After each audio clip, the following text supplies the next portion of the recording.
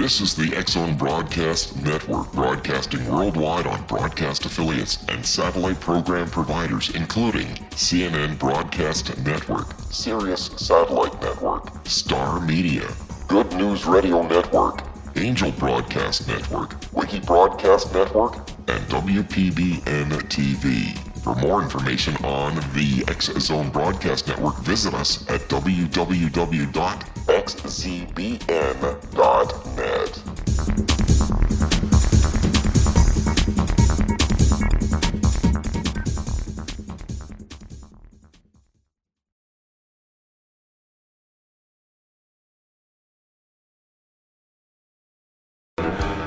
And welcome back, everyone. My name is Rob McConnell. This is the X-Zone, and we're coming to you from Hamilton, Ontario, Canada, on the all-new X-Zone Broadcast Network and the Talkstar Radio Network.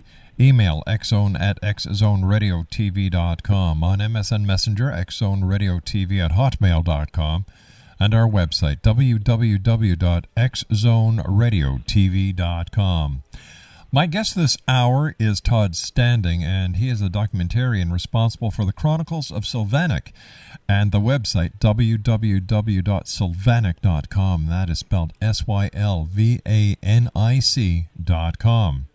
Todd has developed a rapport with several First Nation elders that has allowed him to document the native legends and folklore passed down through their oral traditions. Having gained a solid scientific background from his years of study at the University of Alberta, Todd has successfully combined years of theoretical knowledge with thousands of hours of hands-on practical experience in the depths of the Canadian wilderness. He has led dozens of expeditions into Bigfoot territories and has recorded 2 compelling pieces of video evidence. Todd's work will explain in no uncertain terms what these animals are, where they have managed to survive while civilization has continued to envelop this planet, how they have managed to evade modern man, and what must transpire to ensure the most man-like primate on the planet guarantee their future in this rapidly changing environment. Todd's primary goal in his research and cooperation is to authenticate one of the most controversial issues in anthropology's history and illuminate mankind to the reality of what might be the most significant scientific discovery of our time. And we've had the pleasure of having Todd on the X-Zone 2 previous times. And Todd, welcome back. Great having you with us. Thanks for having me. Tell me, Todd, what have you been up to over the last 2 years? We have been just expanding and growing and cooperating with all sorts of different people. After I took the documentary on tour and got my species protection petition certified and whatnot, I started to meet back with the people that I'd met while I was touring my documentary, different experts in the wilds, forestry officers, even scientists from as far away from as China, that were just giving me information and cooperating with me. And we were looking for a new research site that was permanently inhabited by the species commonly referred to as Bigfoot. And that's what in August of this year, we have definitively discovered a new site that is entirely uncompromised. Me and 3 other people in the world know about it, 4 of us in total. And we are going to begin this definitive study of Bigfoot. We're going to do everything that's... And actually, what our ultimate goal is to find an intact body that's expired due to natural causes. So that's what our focus is. And also working on the American side of the petition, we were tremendously successful in Canada with our petition. We did everything we needed to do with that. And the government of Canada was very reasonable with us and basically just said, look, when you find a body, here's the people you present it to. If these men look at a body, and an intact body, a fully intact body, no more hair or feces because all that's been done. They want an intact body.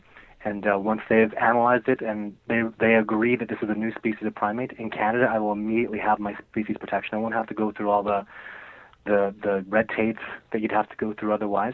And we're working on that in the United States as well, the same thing, where we want to be able to just present a body to the appropriate government officials. And the reason for that is as soon as this species is recognized, forestry officers and wildlife officers will have to come and help us. Right now, the first thing I ever did was I went to forestry officers and wildlife officers and I said, look at all this evidence I have. Come with me and help me. Mm-hmm. And they couldn't because there's no law. There's no recognition of the species whatsoever. So with not so much, and it is about protection, but it's also about getting the help identifying the species, because this is an enormous job too. Even figuring out all the little habitats and different pockets that these animals inhabit in the United States is going to be a tremendous amount of work, far beyond the capabilities of my cooperation. Todd, stand by. You and I have to take a 2-minute commercial break. Todd Standing is our very special guest for this hour, X Zone Nation. www.sylvanic.com, sylvanic.com. And we're talking about the protection of Bigfoot this hour here on the X Zone, live and around the world from our studios in Hamilton, Ontario, Canada, on the all-new X Zone Broadcast Network and the Talkstar Radio Network. We'll be back on the other side of this 2-minute commercial break talking about Bigfoot. Don't go away.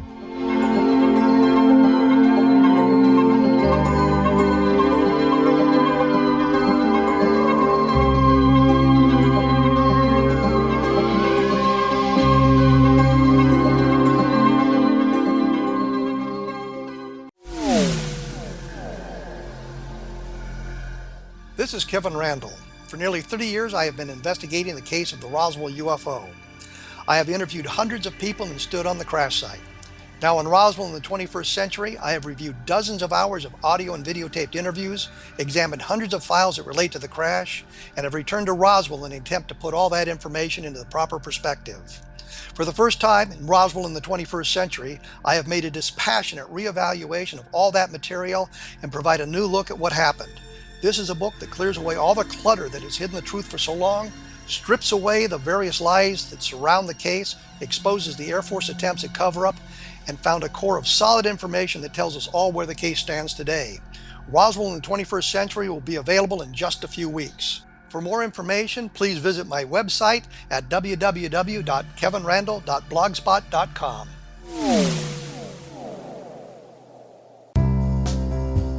Gibbs A. Williams, Ph.D., is a practicing psychoanalyst, supervisor, researcher, and author in New York City. Much of his life has been dedicated to understanding nature and the uses of meaningful coincidences or synchronicities. His radical and original non-Jungian, non-mystical, non-magical theory of synchronicities illuminates much of the fog surrounding this challenging and perplexing topic. His ideas and manners are fresh, presented in a style that is both entertaining and highly informative. He is also an expert on crisis intervention, specially focused on violence reduction for the police and citizens, mastering anxiety, frustration, and stress without the use of medication, and effectively preventing and treating heroin addiction. Dr. Williams can be contacted at his email address at gwwilliamsny11@aol.com or visit his website at www.drgibbswilliams.com.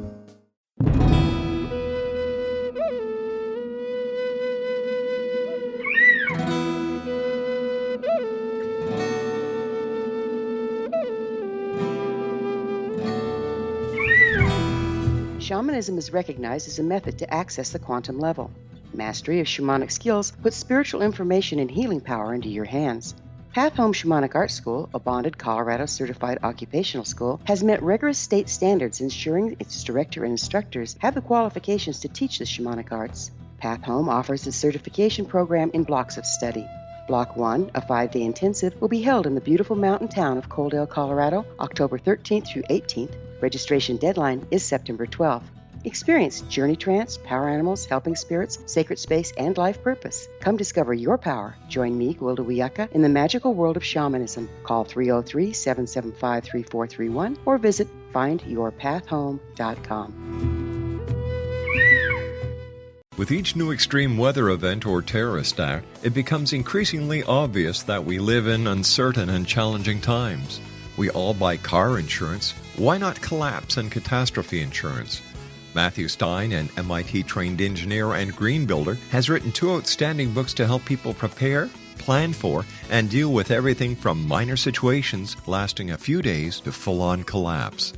Matt's first book, When Technology Fails, is a manual for self-reliance, sustainable living, and surviving the long emergency. This massive book covers the gamut from first aid and emergency preparedness to alternative healing, renewable energy, primitive living skills, and 18th century technologies that could be critical to your comfort and survival in a long-lasting crisis. Matt's second book, When Disaster Strikes, is a comprehensive emergency preparedness handbook and survival guide. When Disaster Strikes is an essential item for every family's go bag. Both books are available at all usual sources.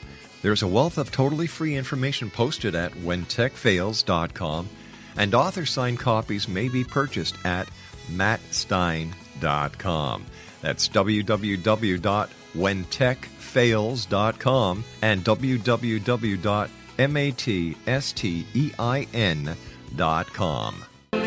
Todd Standing is my special guest this hour, X-Zone Nation. His website is www.sylvanic.com. That's SYLVANIC.com. And we're talking about the protection of Bigfoot. Todd, I'd like to ask you a question at this point. First of all, congratulations on all the great work that you're doing to protect Bigfoot. My hat is off to you, as well as to the Canadian government for taking it seriously. However, Todd, how come after all these years of people combing the wilderness looking for a Bigfoot cadaver, one has not been found yet? The species is so specialized. They do so many amazing things. Animals are amazing. They do incredible things. But when it comes to primates, I mean, there's so many reasons I can go over. For example, like it's commonly known in the Bigfoot community, these animals are nocturnal. So do things at night. But probably more importantly, I think it's because a community, they thrive together, they exist together, and they're very aware that men are dangerous. Men kill things. Men are, the most dangerous predator on the planet. And I think they do everything they can to ensure that men stay away, and leaving footprints behind or tracks or a body even perhaps would lead to the discovery of them or lead to, perhaps a man with a rifle showing up. And I think they do everything they can to avoid that. Besides the fact that you're talking about a species that exists in very low numbers. Like the species, I've met hunters who've hunted their whole lives in the wilderness and never found, a bear skull or a mountain lion skull. So the wilderness really takes care of its own. It really, and even if somebody did find a Bigfoot leg, they would just assume it, it belongs to a bear or an elk. Like how many anthropologists or, professional forensic experts do you have out there in the wilderness looking for bones and analyzing these bones? And the answer is, there's virtually none. And these animals, they have no tolerance for human habitation, at least from my studies. So there's, even when you do find bears and other animals, it's because they're living close to mankind. And these guys don't do that, don't tolerate humans whatsoever. And what do they do with their dead? I have no idea. There's evidence to show that Neanderthals 60,000 years ago had even did stuff with their dead, where they piled up their dead in certain spots. So perhaps it's something these animals do as well, where they bury their dead. It's just speculation, I don't know. But when you start to, like I have, when you really start to understand all the things that this amazing species does to avoid people, it doesn't become some miracle of an impossibility. It really becomes very reasonable when you understand, even with a professional hunter. I'll sit down with a pro hunter and I'll talk to him why these animals evade. The most coveted prey in North America pretty much is white-tailed bucks. They're extremely difficult to get near. And I learned from I guess you'd call them civilized hunters, what they look for and how they discover these animals. And when I sit down with a civilized hunter and I say, what if a white-tailed buck stood together in communities? Well, that would be tremendous. What if they had no tolerance for human habitation? Well, I'd never find them then. And I go through a few more things. What if they were nocturnal? What if they had high ground? What if in high ground they had a strategy to evade people? And you talk to a pro hunter, he'll tell you if white-tailed bucks did that, you'd never get near them. And now this impossible species that's just, nobody can get near is a reality. Like you can really start to understand how the reality of this can exist. Animals are amazing. Where did your interest and your desire to help Bigfoot come from? Well, initially, I was a skeptic. I didn't believe in it at all. I contrived when I was in the University of Alberta, called a hoax and mistaken identity theory, and it was with the First Nations people and earning their trust and them earning mine that I started to understand. And after I shot 2 pieces of video footage, one that's online, video 2 and video 3, I was the miracle of this reality. Like the most man-like primate species is real. When that hits you, when you really understand that these animals are absolutely real, it's a miracle. And I don't know who wouldn't be inspired to, go forward and do what's right, because I think that we should understand this species. I think we should learn to find a way to coexist with them, especially because civilization is taking away all the wilderness. and you can annihilate this species without ever having proven its existence, because they don't tolerate any human habitation. So as humans grow and expand, these animals lose habitat. And it doesn't take a genius to figure out loss of habitat equals loss of life. And these guys are dwindling species. As civilization encroaches on them, they lose less and less habitat, and there's less and less of them. And that it doesn't make me happy, because I feel like I have a responsibility, even especially with the First Nations people that have really entrusted me with so much knowledge. To them, I feel I owe this enormous responsibility, because it's such a miracle that these animals are real, and what an amazing discovery. When people realize that these animals are real, it's going to shake up the scientific community right to its foundations. It's going to blow people away, and I'm excited about that. Todd, what is the history of Bigfoot with the members of the First Nation? They've always, in virtually every First Nations language, every language I've dealt with, they'll have a name for this animal, and it's not some kind of ghost or spirit. It's a name like a bear, like deer, Bigfoot, and they always have a name for it that has special reverence, like Boss of the Mountain or Shadow Guardians of the Mountain. The Sasquatch itself is actually mistranslated. It was translated to mean Wild Man of the Wilderness, and that's not the case. It's Wild Master of the Wilderness. And when you talk about people, First Nations people, who literally, when we first came here, we entirely were dependent on them for our survival. These people who have never been matched in their outdoor experience. Like when you talk about someone like Geronimo, he had his tribes hiding from American and Mexican governments permanently. They couldn't find him. It took another First Nations tractor to go find him and his people who were living in the mountains. And these people who have this incredible expertise know this species is real. It's almost, I feel like a fool looking back at myself, going to First Nations people and being absolutely sure these animals aren't real, and going to them who are absolute experts, 20,000 years experience here, at least, arguably, and telling them, oh yeah, you believe in Bigfoot? No, you're crazy. And that's where it starts. And when you start like that with First Nations people, it's really disrespecting them. It's like going to a heart surgeon and telling him his business. Like, he doesn't know what he's talking about. I mean, the man's, he's got 8 years of school and he's an expert. And First Nations people, they live and breathe this stuff. Half the people that I deal with, they're outdoor experts, and they don't think this species is real. They absolutely know it, and it's crossing that boundary, crossing that barrier. Because I was born and raised on cement my whole life. I don't know anything about the wilderness. And if you see how incredible these First Nations trackers are, like they'll follow a trail running, and I don't know what the heck, like how he's following this. People, a question I was asked recently was, there's all these still cameras like in Virginia or Kentucky somewhere. Apparently there's tens of thousands of still cameras all over the place, and they never get a shot of Bigfoot. Well, if you knew the expertise this species would have, like when you're born and raised in the wilderness and you're taught by other wilderness experts on how to look and how the wilderness becomes a different view for you. Like, everything is different. You see things, you perceive things differently. And they would see those cameras a mile. They would see your tracks leading to a camera like a big fluorescent line to them.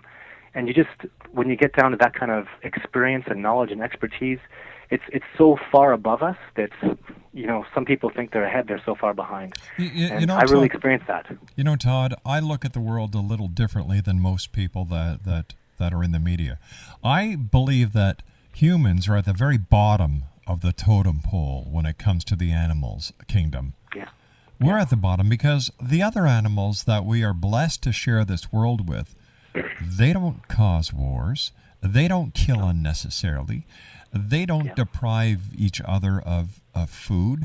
They protect each other. They work together in communities. We can learn a lot from the animals that we share the earth with. And the members of the First Nations, whether it's in the United States or Canada, they realized this thousands and thousands of years ago. And yet we're so damn naive that we don't stop and listen and learn. Yeah, you're absolutely right. It's just any study of animals. I always try to, like, I've been studying other primates and even getting off into especially specialized sensory perceptions like bats. And I recently learned about dolphins. Dolphins are incredible animals. Yes, they are. And we abuse them. A dolphin from hundreds of meters away can look at a woman and see she's pregnant. They can see with their sonar. They can see your heart rate and your lungs that you're breathing, like inside your body. And people wonder. And I believe Bigfoot, or this species, has a sensory perception that's somehow specialized as well. And people are, how can an animal do that? Well, how can a bat pick a mosquito out of the air when it's in pitch black and it's blind? Exactly. Animals do incredible things. And this species it's actually, I believe, obviously, this species is the most man-like species on the planet, and a lot of the people that don't agree with what I'm doing have the perception that this species should be left alone. They've survived alone. That bridging that gap between civilization and this species would be detrimental to them, and they may be right. That's something that I think about and toil with every day. But I believe that when primatologists and scientists understand the reality of the species, I believe everything will change dramatically. I believe primatologists will jump right on board. I mean, there's so many people that do have passion and love animals, and it's those people that I want to convince of this. And when they get on board and they start, participating in this cooperation, I know and I absolutely believe that humanity can make this step and start protecting the species, because this species can't be put in a zoo. I know First Nations people that'll die before they ever see that happen. They have an enormous reverence for this species, and I'm very much on board with that. And that's something that we're going to have to. It's going to be different with this species. Yeah. I think even right now with primates, there's a question about sentience, and do they have enough consciousness to make it immoral to keep them in captivity? And I absolutely know that this species does have enough of that sentience where it qualifies to fall into that category to be inhumane to put it in zoos. I don't know, Todd. I don't agree with zoos. I never have. I never will. I don't believe animals should be penned up. And is it possible, Todd, that Bigfoot is the missing link that science has been looking for so long? I don't support that at all. I believe that they've evolved separately. I believe they have their own, because there's so many things unique about them. When you've seen the really, really good footprints. Hey, Todd, you and I have to take a commercial break with the news. I want to thank you so much for coming on, and once again, congratulations on the great work that you've done and that you're still doing to protect Bigfoot. Todd Standing's our special guest, X-Zone Nation. Visit his website, www.sylvanic.com, www.sylvanic.com. Todd and I will be back on the other side of this news break as the X-Zone continues from our studios in Hamilton, Ontario, Canada, right here on the X-Zone Broadcast Network and the Talkstar Radio Network. By the way, the iTunes are back up and running. So there you go, X-Zone Nation. You brought it to our attention. We moved, we acted, we rectified, we fixed, and everything's back to normal. I'll be back on the other side of this break. Don't go away.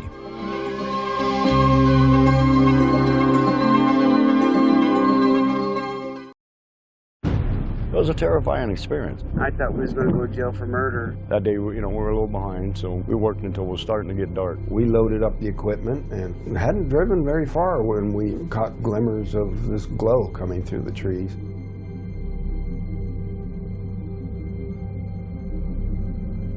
I urged Mike to hurry up and get up there. Travis had the door open before we even stopped. As he got closer, I heard the sound. One of the guys said, "You feel that?" I really panicked then. I told him, "Get the hell out of here."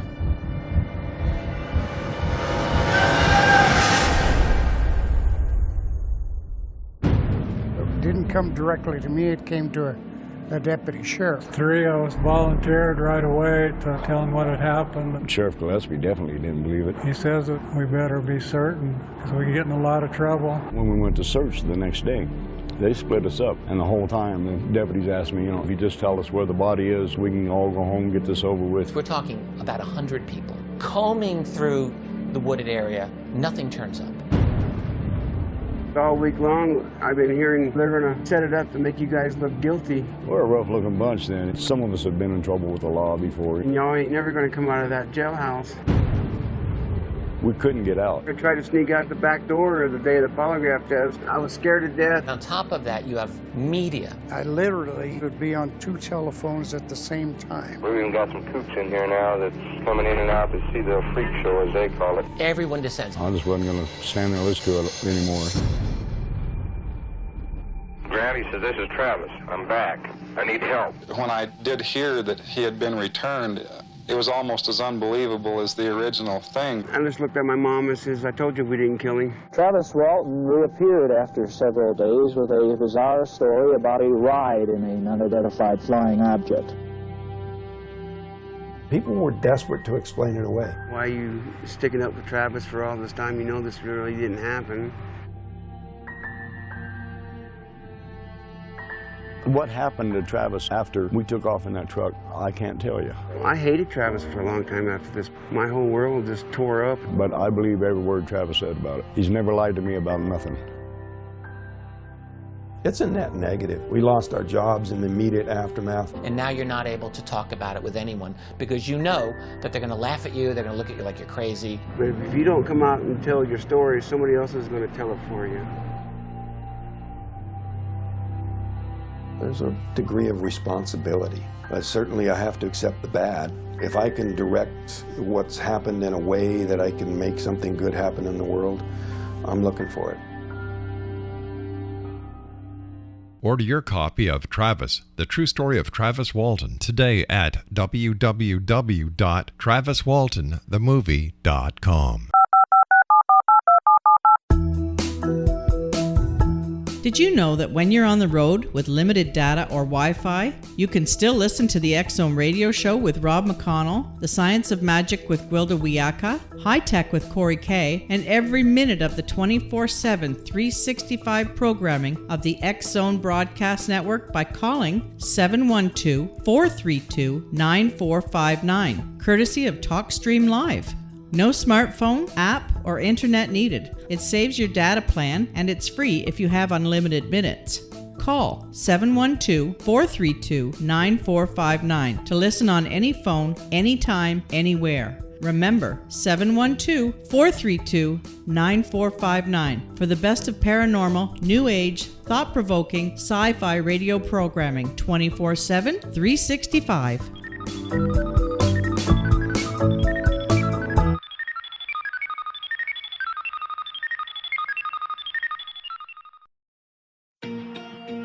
Wouldn't you love to know the secret to everything?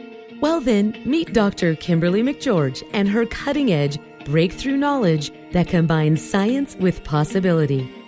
Dr. Kimberly brings real-life answers and healing to those open to alternative solutions.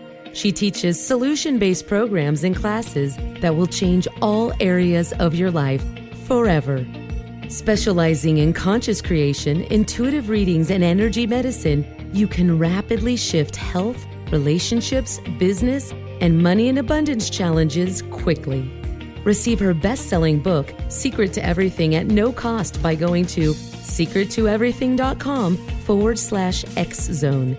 That's right, transformation can start now. Just go to secrettoeverything.com/X-Zone and receive Dr. Kimberly's book for free.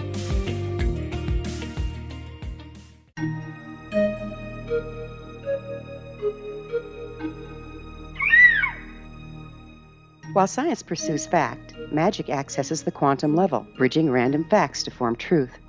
As long as science and magic remain separate and polarized, the truth cannot be known. I'm Gwilda Wiyaka. Join me on the Science of Magic radio program, dedicated to unification and evolution of consciousness. During each episode, I'll be speaking with experienced and respected scientists and mystics. From astrologers to astronomers, from medical doctors to shaman, the scientific method to dowsing and intuition, we'll weave together information from seemingly divergent practices to promote unity and enlightenment. Join me, Gwilda Wiyaka, and the Science of Magic right here on the Mutual Broadcast Network. For more information, visit www.thescienceofmagic.net.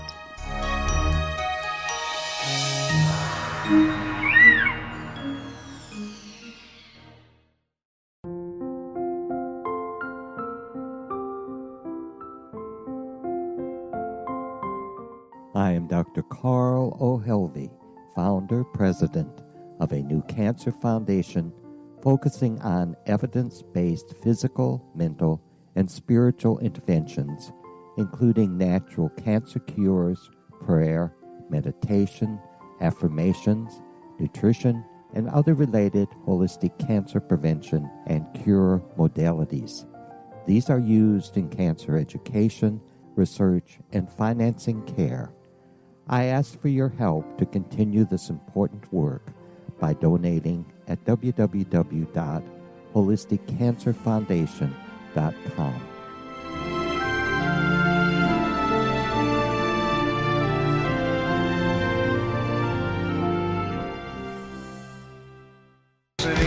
Welcome back, everyone. Todd Standing is my special guest. We're talking about Bigfoot this hour. And I'd just like to read you a release that came out a while ago. It's from Todd, a Sylvanic Bigfoot press release. The United States government is called upon to vote on the issue of species protection for Bigfoot. The group of independent researchers that had their petition for species protection certified and tabled before the House of Commons in Canada is now following through with the same work in the United States. Canadian citizen Todd Standing and his team have chosen United States Congressman Earl Blumenauer of Oregon to present our species protection petition to Congress. Our petition in Canada was a tremendous success in that it allowed us to make the appropriate connections with the branch of government that is responsible for the implementation of species protection. Because of this preemptive work, the moment we have an intact body for this branch of government to examine, we will have our species protection. And the release goes on to say it has been decided to go forth with the next stage of species protection because we have definitively discovered a new habitat permanently inhabited by species commonly referred to as Bigfoot. This habitat is completely uncompromised and unknown to anyone outside of our research group. Our ongoing study of this habitat began in August of 2009. The first priority of our observations is to discover an intact, recently deceased body that has expired due to natural causes without disturbing the group of animals that reside there. This body will be used to establish legal protection and recognition of the species throughout Canada and the United States. Consequently, wildlife and forestry officers will be required to take action. With our help, other Bigfoot habitats across the continent will be identified and protected. Todd Standing is our special guest, X-Zone Nation. Hats off to Todd for the great work that he's doing with his group. His website is www.sylvanic.com, sylvanic.com. Now, because of the work that you're doing in Canada and the United States, once the Bigfoot is recognized and protected under Canadian law, I would imagine, Todd, and correct me if I'm wrong, that other countries around the world where Bigfoot inhabits will automatically follow suit, and won't the United Nations also get involved at that point? I would hope so. I know China is on board immediately. In fact, I think China has already taken precautionary measures to that effect. When I played my documentary in Calgary a couple years ago, I had some professors from Beijing University come and meet with me and show me about it's in the public archives on Wikipedia, Langchun, China, where the first ever Bigfoot domicile was discovered back in the 60s. And they'll talk all about it, where they found teeth from Gigantopithecus, which is, I believe, the same species. And they're the experts. They're the Gigano experts, and that's the Yeti there. Years ago, they actually financed me for a couple of years, and what they were looking for was they were waiting for me to have definitive DNA from Bigfoot because they wanted to cross-reference that with the Yeti DNA and prove that they're a related species. But apparently they got that DNA from somebody in Ontario, actually, because I know they were collaborating with the two of us, and they got back to me and said, we've got everything we need. Good luck, and we'll help you out with any way you can. And when your species protection and recognition comes through, we'll be right there with you. But they've got everything they need from somebody, and I don't know what discovery was made in Ontario. I met with those gentlemen a couple years ago, too, in Edmonton when I had my documentary here. But they were very quiet about with what they had, the knowledge that they had, and everything they were doing. And they just, they again said they supported me, but I don't even know how to contact them.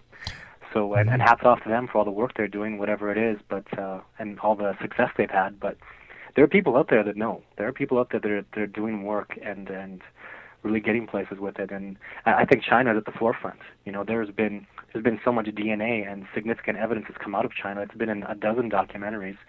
And they know their stuff. I think they're the Gigantopithecus experts, and I believe the government's involved in everything. And they really had a big conference. I had 2 4-hour meetings with these gentlemen with an interpreter, and they have tremendous evidence. They have a significant knowledge. They're even comparing the habits and the behaviors that Bigfoot does that I know of precisely to what the Yeti does. Like, for example, in Langchun, China, the domicile is up on a mountain. Well, I only know how to track these animals and find them in the mountains. And everything they do, everything, like the fact that they're nocturnal, the way they live in caves, everything is precisely on board. And this is evidence that we're talking that's over 100,000 years old that they've made public. And they're the experts. Yeah, their knowledge is tremendous. So and obviously, I believe this is not a missing link. It is the descendant of Gigantopithecus, or it is Gigantopithecus itself that's just evolved separately as a different primate. So, yeah. Tell me,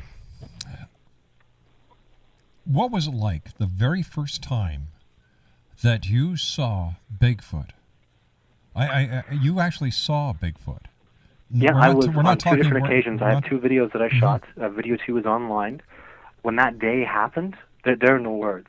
I was pretty much in absolute disbelief. I wanted to somehow figure out that I thought the First Nations people were using this mythos to scare people away. And when I saw that animal, and there's a feeling that you get, there's something more than that. And then you stand up there where the animal was 10 minutes ago, and you look at where it went, and you go, a human being can't do that. Like it rock climbed here and jumped across this mountain. A man couldn't do that. This isn't something in a suit. And then even more so than that, it was that night when those animals came back and were what I would use term as dominating us around our tent at night, because they're nocturnal, and that's when they were around our tent doing things at night. That's when it was just like a punch in the face. This is an absolute reality. You wake up and you hear some animal fly through the woods and smoke up this rock face like nothing on earth could do. And you realize that's not a ghost. I'm with other people. We all witnessed that, and it's a reality. At first I was terrified. And it just changed. It changes your thinking, because I'm such a civilized person. I'm so bred, on glass. Such a miracle. Mm-hmm. It just inspired me so dramatically. But I had to keep saying it to myself. I even do it to this day. The reality of this species is such a miracle. Like, it's amazing. And they're a peaceful animal that coexist with other animals in the wilderness. They live in equilibrium, in peace. And I just have such an admiration for them and a respect, like the way people feel about whales and dolphins, and the way other primatologists feel about chimpanzees and gorillas. These animals are amazing, and I'm so inspired by that. And it's the truth. That's what inspires me too. It's the absolute truth of it all.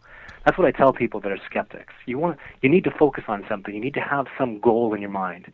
And if you're thinking about proving that this isn't real, you'll prove it somehow in your own mind. But if you're definitively looking for the truth, and that's what I tell people, because that's ultimately what I was looking for, is the absolute truth. I don't care if I'm wrong. I want to know what the truth is. And that's what I went out looking for, was absolute truth, the facts. And I got it. And I believe, and that is the truth.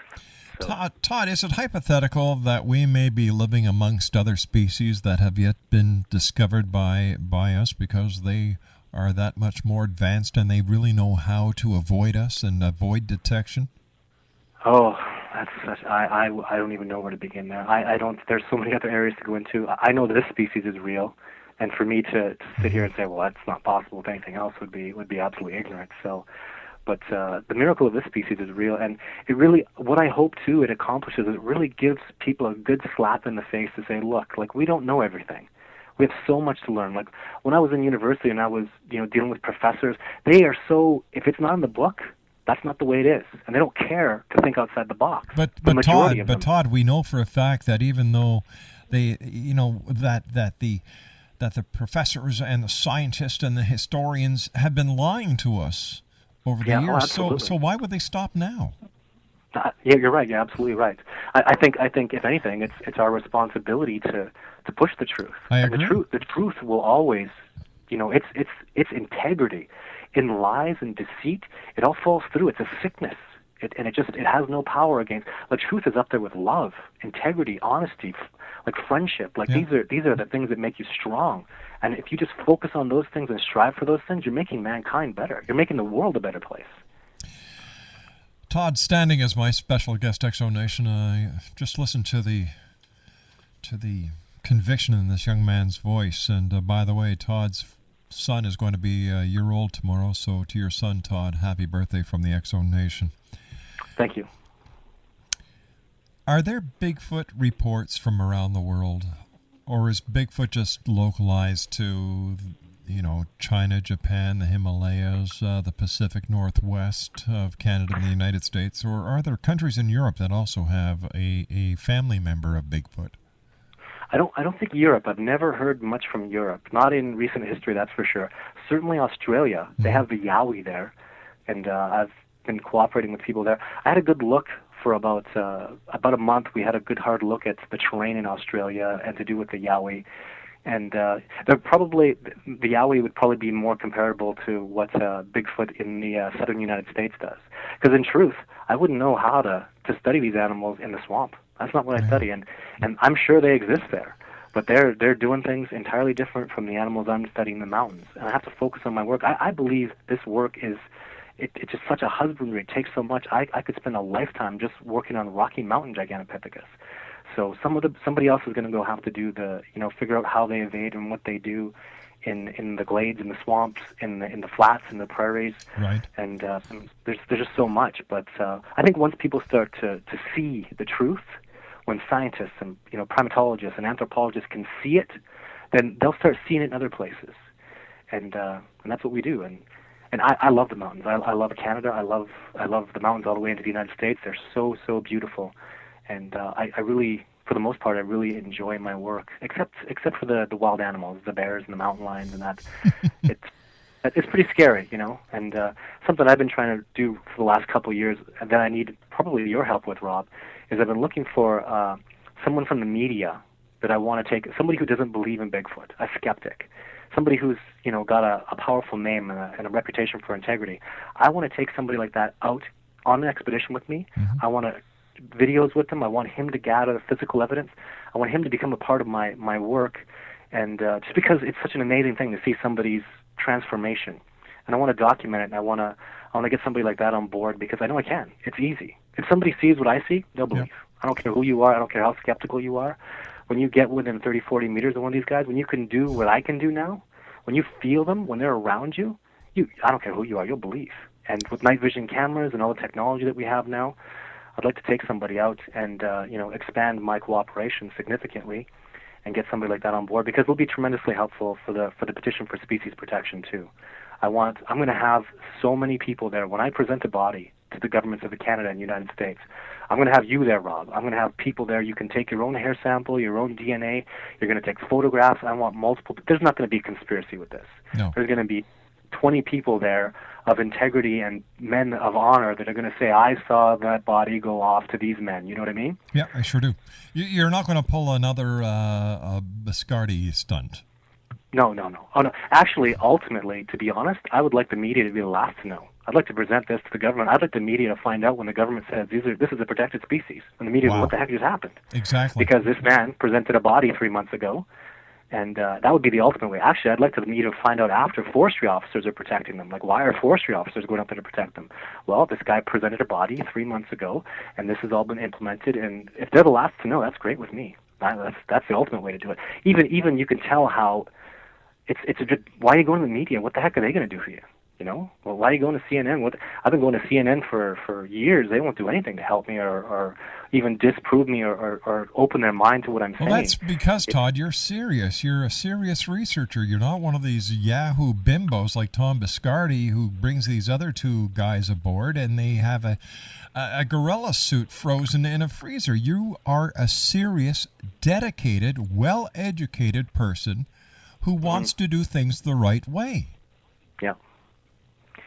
Yeah, I was actually some radio show 2 or 3 years ago. I went on, had a primatologist from a major university come on with me, and I kept up with him. I've been studying this stuff. This is my life. This is what I do. Like, I have a post-secondary background, and when he started to realize that I'm not joking. This is real. And I'll ecologically tell you about their behavior. Like, I have a significant knowledge. But with that being said, how tremendous would it be for us to have a primatologist join our crew? And I've been trying to meet with people from the Jane Goodall Foundation and primatologists from all over the world to say, you would be so helpful to me because there's so much more to hands-on experience, people that have been around gorillas and chimpanzee, not theoretical book stuff that I could read, but people that actually know about their mannerisms and whatnot. That would be so helpful to us. And for so long, I've been trying to get a primatologist to jump on board, and you don't have to believe. Come out here to disprove me, my friend, and me and one other person, a primatologist or a big-name person from the BBC, I will take you and I will show you. It can't be a crew of 10 people. That's ridiculous. People that take you out, if I took out 10 people with cameras and lights, we're not going to see a moose. Never mind an elk. Never mind a buck. Never mind the most elusive species on the planet. And that scares people. The reality of it scares people. Todd, stand by, buddy. You and I have to take our final break. We're going to have you back on, Todd, because this is going to be an ongoing story, and we will help you any way we can. Todd Standing's my special guest. www.sylvanic.com. SYLVANIC.com. Todd and I will be back as we wrap up tonight's show here on the X-Zone from our studios in Hamilton, Ontario, Canada, on the X-Zone Broadcast Network and Talkstar Radio. Don't go away.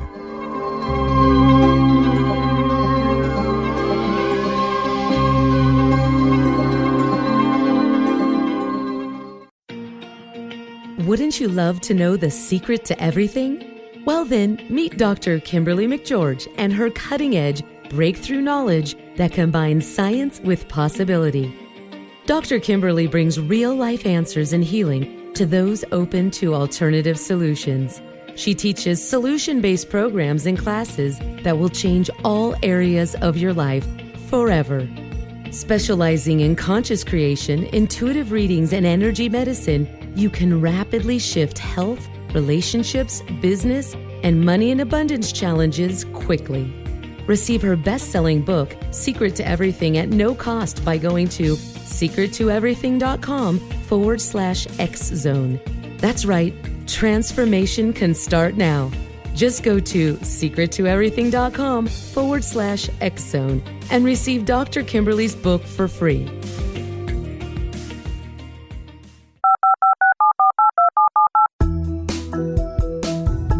Did you know that when you're on the road with limited data or Wi-Fi, you can still listen to the X-Zone radio show with Rob McConnell, The Science of Magic with Gwilda Wiyaka, High Tech with Corey Kay, and every minute of the 24/7, 365 programming of the X-Zone Broadcast Network by calling 712-432-9459, courtesy of TalkStream Live.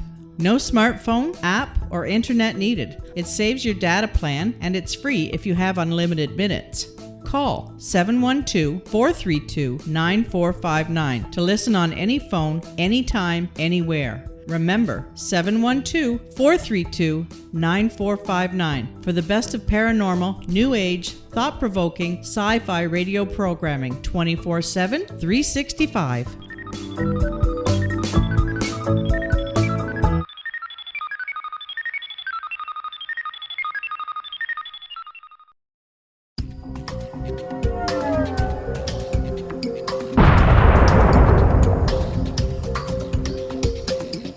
Coming soon to the X-Zone Broadcast Network is A Different Perspective with me, Kevin Randle, as your host. We'll be taking a close look at what is happening in the world of UFOs today with side trips into the paranormal. Guests will range from those who are household names to those who have a different perspective on a variety of topics. No topic will be taboo, but there will be tough questions asked as we all search for the truth about UFOs, the paranormal, and those things that excite us. Sometimes we'll agree with a guest and sometimes we won't, but we'll try to keep the program topical. For those of you who like to read, be sure to visit www.kevinrandle.blogspot.com and remember to listen to the other fine programs on the X-Zone Broadcast Network at www.xzbn.net.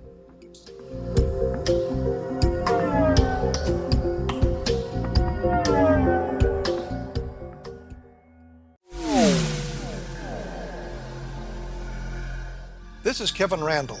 For nearly 30 years, I have been investigating the case of the Roswell UFO. I have interviewed hundreds of people and stood on the crash site.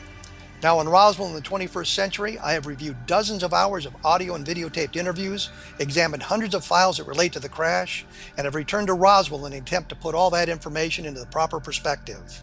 For the first time in Roswell in the 21st century, I have made a dispassionate reevaluation of all that material and provide a new look at what happened.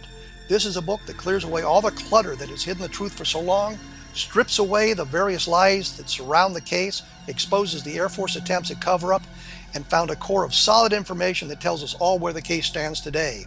Roswell in the 21st Century will be available in just a few weeks. For more information, please visit my website at www.kevinrandall.blogspot.com. What Happened in Benghazi is revealed by Nicholas Genix, author of Obama, Islam, and Benghazi. He informs the American people that President Obama deceived them by advocating a strong foreign policy prior to the 2012 presidential election, and Hillary Clinton supported this deception. As the title infers, there is a connection between Obama, Islam, and Benghazi. Ample evidence informs Americans that Obama's early indoctrination in the Quran developed an affinity for Islam, why the Quran is the source of discontent in many countries, and why the Obama foreign policy deception led to poor military action and caused the loss of American lives in Benghazi. Genix provides 36 questions for the Select Committee on Benghazi to validate if Americans are justified to mistrust President Obama and Hillary Clinton. An overview of Obama, Islam, and Benghazi is presented on the website www.futureofgodamen.com. That's www.futureofgodamen.com. Afterlife expert Roberta Grimes was the first one to say that dying can be fun. Now her best-selling book, The Fun of Dying, is available in stores worldwide. So if you wonder whether death ends life, how it feels to die, or what heaven might be like, The Fun of Dying was written for you. And if you have always been afraid of death, or if you worry that your life has no meaning, let The Fun of Dying ease your fears and bring new meaning to your life. Nothing said in The Fun of Dying is based on the teachings of any religion. Instead, Roberta draws on evidence to explain how death happens, how it feels, and what comes next. A lot of the best death-related evidence was produced in the first half of the 20th century. When it is put together with recent discoveries, it tells a consistent and amazing story. Roberta Grimes blogs and answers questions at robertagrimes.com. Her wonderful book, The Fun of Dying, is available on Amazon and at stores worldwide wherever books are sold. And welcome back to the X-Zone, everyone. I'd like to take this opportunity of thanking all our guests tonight. Andre Van Heerden and I talked about the shadow government in hour number 1. Hour number 2, Richard P. Jackson and I discussed exorcisms, demonic possession, and evil. Hour number 3, Jeff Knott, our resident healthcare expert, and I discussed the U.S. healthcare fiasco. And my guest this hour is a young man who's making a positive difference when it comes to Bigfoot. He is actually getting the government in Canada and the United States now to protect Bigfoot. His name is Todd Standing. His website is www.sylvanic.com, sylvanic.com. Todd, there are so many groups, organizations that call themselves researchers, Bigfoot researchers, Sasquatch researchers. They go out to try and document the existence of Bigfoot. Are they hindering the process, or are they aiding in the process? Well, I think there's a big difference between people that are out there for the business of Bigfoot, trying to make a profit by selling a book, or, by promoting a website that has, other information where they make pay-per-click kind of dollars. And I don't really understand that. People that are doing it in that facet have a tendency to be very negative towards actual legitimate researchers. And, I'm certainly not for that. But there are groups out there that's, I can't chastise them because I made mistakes. I did things that were foolish. And if anything, I'd like to cooperate with people like that. Anybody calls me, asks me questions, sends me an email. I mean, I have 12, 15 people now all working with me that have a tremendous knowledge of these animals. And when somebody asks me, should I go out there and throw a net over one? Hell no. This is a community of animals, my friend. You throw a net over one, and 10 are going to come out of the woodwork. Don't do that. And it's whatever I can do to educate people and help people in the discovery of this I'm all for it. Even it may very well not be me that finds a body, but when a body is discovered, I want my protection. And that's the other thing that I did with the Canadian government and want to guarantee in the United States as well, is when our body is discovered, this is still here. Don't forget it.